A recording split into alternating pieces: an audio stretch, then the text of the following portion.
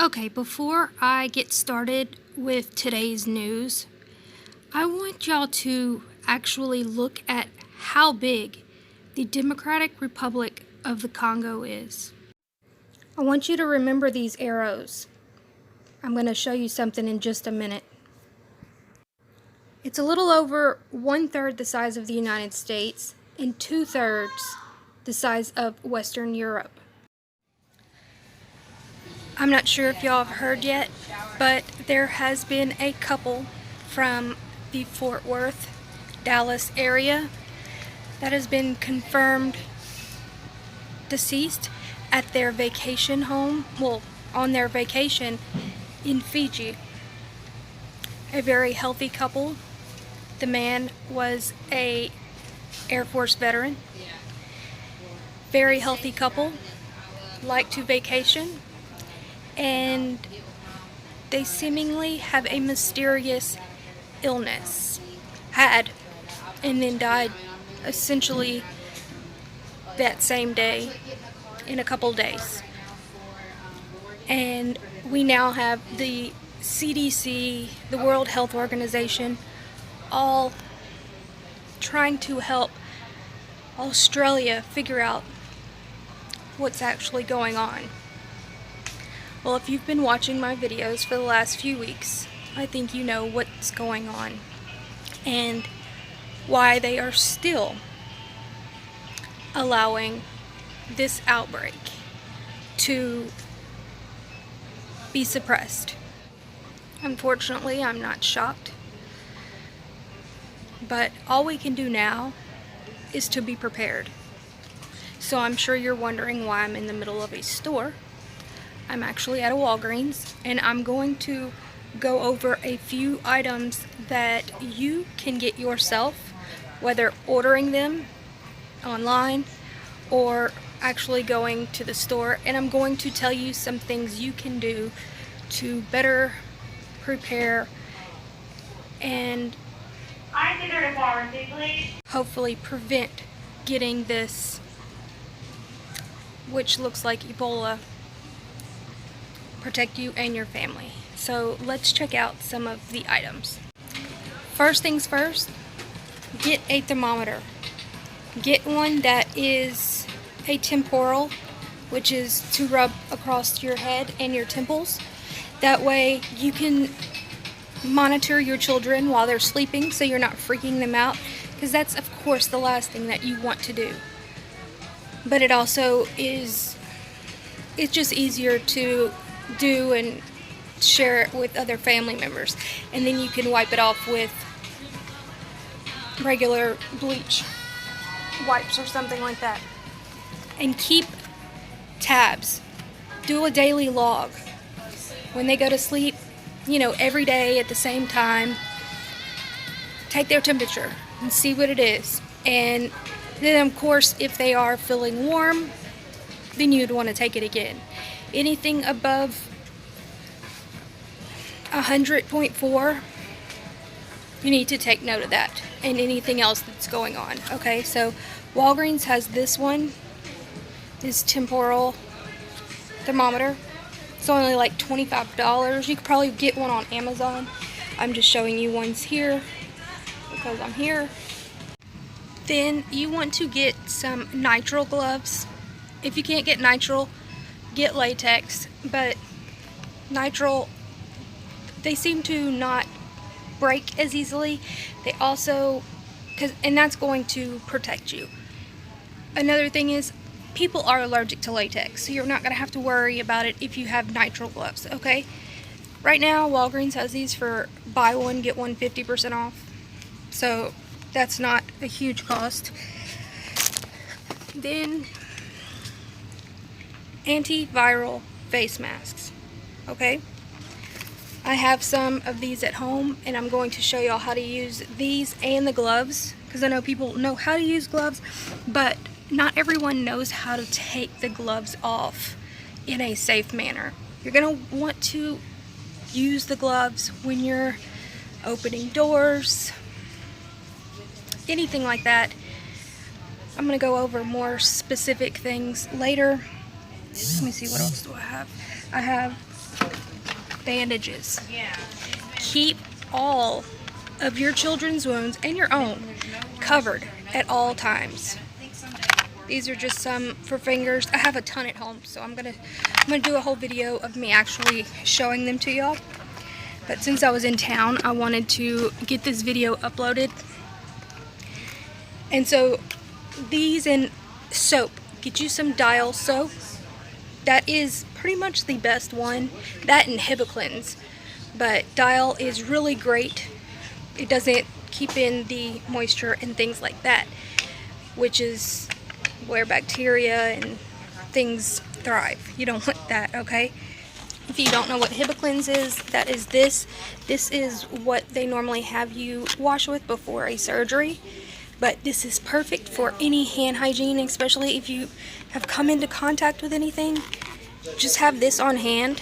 It's perfect. That's what we use in the hospital. They also have wound wash. So when your kid does get, or you, of course, gets any type of wounds, you want to, this is a super easy way. This has a spray tip, and that way you're not using it over and over. Well, I mean you are, but it's an aerosol. So this is really awesome for wound wash. Any type of cuts or anything like that. Let me see, what else do we have here? They have bandages that, like, antibacterial, flexible. Of course, this is to protect from bacteria, but anything that's going to have you keep an extra layer, okay? Again, the best thing is to stay calm and just do the best you can. Stay out of public places as much as possible, especially public transportation. I can't say that enough. Don't fly. Do not fly.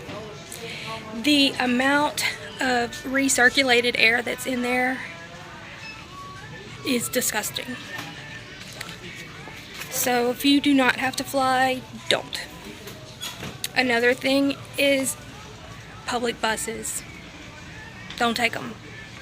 Uber, Lyft, unless you absolutely have to, don't take them.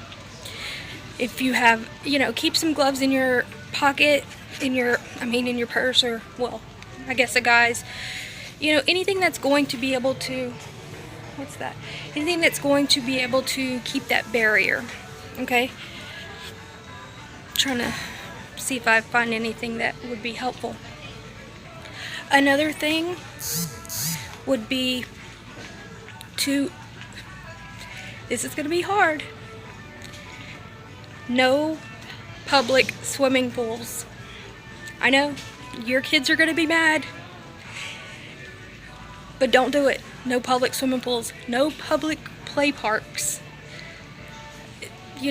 McDonald's, play parks, whatever. Those places are disgusting. And then we're here. Lysol.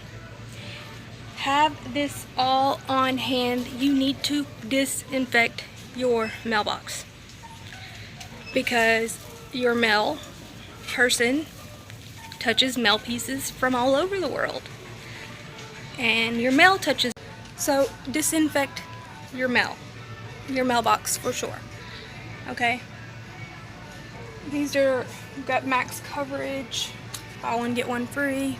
I don't know, whatever. I don't work for Walgreens, but it's just some good things to definitely have. Make sure you clean anything that is coming into contact with anybody, especially massive amounts of people. If your kids are still in school or they're still playing sports, give them water bottles. Do not let them drink from water fountains. Don't do it. My kids' sports seasons are over right now, so I can kind of breathe with that. But definitely, public pools. It's just a breeding ground. And being that they are being so, I don't know what kind of word I can use, just being so, covering up how this is being spread.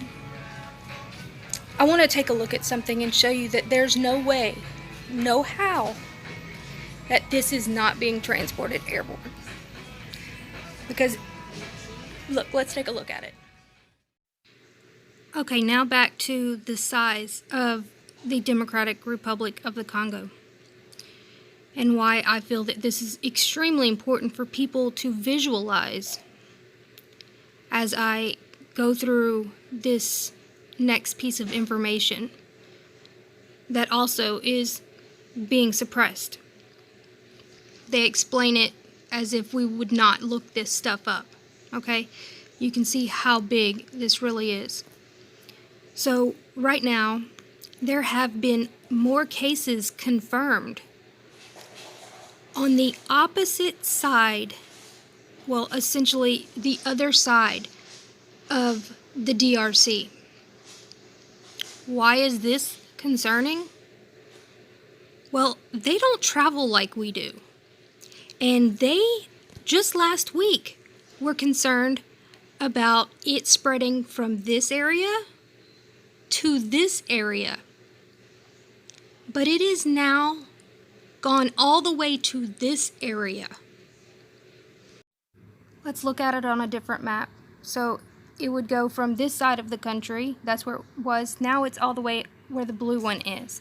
If that was on the United States map, it would be like going from Kansas to almost California. Europe, it would go from Hungary to Belgium.